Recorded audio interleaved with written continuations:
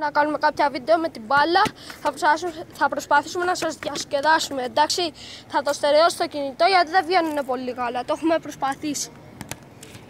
Τι Γιάννη? Ναι. Έλα. Παιδιά, τώρα κάνουμε κάποια βίντεο, θα κάτσει ο Γιάννης.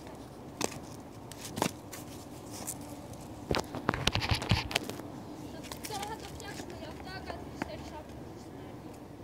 Και περιμένουμε να βάλει και τα γάτια του, και αυτά και αυτά. Θα του κάνω ένα τέτοιο. Με τα κουνάκια δηλαδή. Πάμε.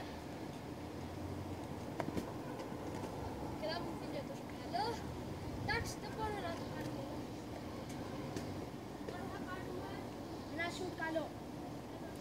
Με βόλυβο. Θα προσπαθήσω το βολιόδικο, παιδιά.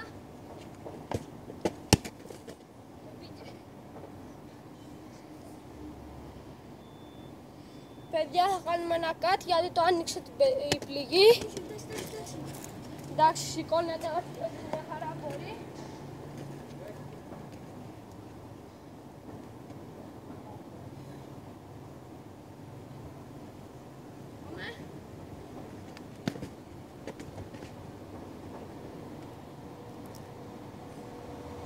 Κάνουμε ένα cut, χτύπησε τώρα όμως πολύ γερά. Παιδιά, εδώ τελειώνει το βίντεο γιατί χτύπησε ο Γιάννης. Θα δούμε, μπορεί να το συνεχίσουμε. Τώρα θα κάνουμε ένα μεγάλο cut. Παιδιά, απλώς σταματήσαμε αυτό το βίντεο. Επίσης μου άνοιξε εδώ πέρα μια πληγή και τρίχουν αίματα και δεν μπορούσα. Να, αυτή ήταν η πληγή που σας έδειχτα την άλλη φορά. Να, και συνεχίζουν και τρέχουν τα αίματα.